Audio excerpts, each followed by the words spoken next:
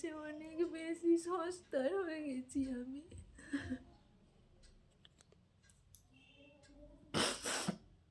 কারো কাছে কোনো মূল্য নেই আমার। আচ্ছা তোমরাই বলো তো, শুধুমাত্র বাবা মা আর স্বামী সন্তানদের কাছে ভালো হয়ে কি একটা মেয়ে সারা জীবনটা কাটিয়ে দিতে পারে? বাকি সবার কাছে অনেক অনেক খারাপ হয়ে অপমান, কথা শোনা, এগুলো আমার নিত্য সঙ্গী হিসাবে আমি নিয়ে নিয়েছি। কিন্তু একটা মানুষের তো ধৈর্য থাকে, রোজ রোজ রোজ রোজ রোজ আর কত সহ্য করব? আমি চাই চোখের জল আটকে রাখতে, অনেক চেষ্টা করি, কিন্তু মাঝে মাঝে আর পারি না। কত মানুষ আছে যারা অন্যের কাছে কেঁদে হালকা হয়, আমি কোনোদিনও সেটা পারি না। আমি কারো কাছে কাঁদতে পারি না ঠাকুর, তুমি তো জানো। আমার ঘর আমার একার ঘরে ছাড়া আমি কারো কাছে কাঁদতে পারি না, নিজেকে শক্ত করে রেখে দিই। যে যেমন আমি তার সাথে তেমন বুঝে চলার চেষ্টা করি, অনেক চেষ্টা করি, সবার সাথে কথা বলে সব বিষয় মেটাতে চেষ্টা করি, কিন্তু তারা তো সেটা চায় না। তারা সবসময় চায় আমি কিসে কষ্ট পাবো। যাকে যেমন পরিবেশে পাঠাবে ঈশ্বর, তাকে তেমন মানুষ গড়ে পাঠিয়েও সে যেন অন্যদের সাথে সামঞ্জস্য রেখে চলতে পারে, তাহলে তাকে এত কষ্ট পেতে হবে না। জানো তোমরা, এইটুকু থেকে এত বড় সবাই সবাই আমাকে অপমান করে, আমি পারি না তার জবাব দিই। জীবনের প্রত্যেকটা ক্ষেত্রে আমি হেরে গেছি। না পেরেছি নিজের পায়ে দাঁড়াতে, না পেরেছি কারো মনের মতো হতে, না পাড়া প্রতিবেশী, না আত্মীয় স্বজন কারো কাছে। জানি না আমি আমার স্বামীর কাছে তার মনের মতো হতে পেরেছি কিনা, আমার মেয়েদের কাছে ভালো মা হতে পেরেছি কিনা, ভালো স্ত্রী হতে পেরেছি কিনা, এগুলো তারাই বলতে পারবে।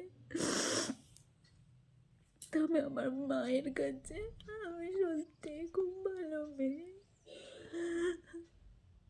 আমি যতটা না, আমার মা তার থেকে অনেক বেশি গর্ব করে আমাকে নিয়ে। জানি না আমি সেটা যোগ্য কিনা।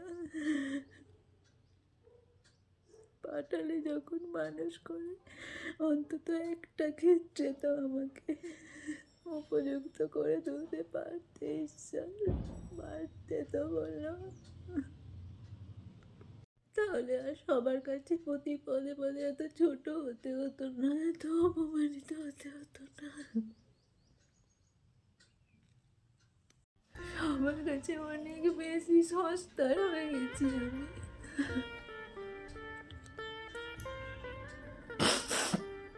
কারো কাছে কোনো মূল্য নেই আমার। আচ্ছা তোমরাই বলো তো, শুধুমাত্র বাবা মা আর স্বামী সন্তানদের কাছে ভালো হয়ে কি একটা মেয়ে সারা জীবনটা কাটিয়ে দিতে পারে? বাকি সবার কাছে অনেক অনেক খারাপ হয়ে অপমান, কথা শোনা, এগুলো আমার নিত্য সঙ্গী হিসাবে আমি নিয়ে নিয়েছি। কিন্তু একটা মানুষের তো ধৈর্য থাকে, রোজ রোজ রোজ রোজ রোজ আর কত সহ্য করব? আমি চাই চোখের জল আটকে রাখতে, অনেক চেষ্টা করি, কিন্তু মাঝে মাঝে আর পারি না।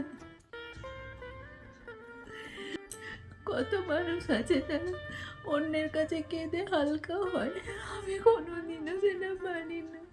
আমি কারো কাছে কাঁদতে পারি না ঠাকুর, তুমি তো জানো। আমার ঘর আমার একার ঘরে ছাড়া আমি কারো কাছে কাঁদতে পারি না, নিজেকে শক্ত করে রেখে দিই। যে যেমন আমি তার সাথে তেমন বুঝে চলার চেষ্টা করি, অনেক চেষ্টা করি, সবার সাথে কথা বলে সব বিষয় মেটাতে চেষ্টা করি, কিন্তু তারা তো সেটা চায় না। তারা সবসময় চায় আমি কিসে কষ্ট পাবো। যাকে যেমন পরিবেশে পাঠাবে ঈশ্বর, তাকে তেমন মানুষ গড়ে পাঠিয়েও সে যেন অন্যদের সাথে সামঞ্জস্য রেখে চলতে পারে। তাহলে তাকে এত কষ্ট দিতে হবে না।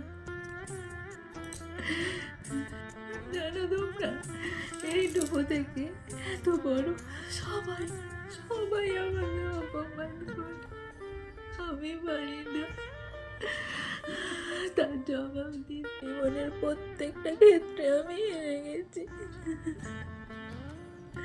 না পেরেছি নিজের পায়ে দাঁড়াতে, না পেরেছি কারো মনের মতো হতে, না পাড়া প্রতিবেশী, না আত্মীয় স্বজন কারো কাছে। জানি না আমি আমার স্বামীর কাছে তার মনের মতো হতে পেরেছি কিনা, আমার মেয়েদের কাছে ভালো মা হতে পেরেছি কিনা, ভালো স্ত্রী হতে পেরেছি কিনা, এগুলো সবাই বলতে পারবে। তবে আমার মায়ের কাছে আমি সত্যি খুব ভালো মেয়ে। আমি যতটা না, আমার মা তার থেকে অনেক বেশি গর্ব করে আমাকে নিয়ে। জানি না আমি সেটা যোগ্য কিনা।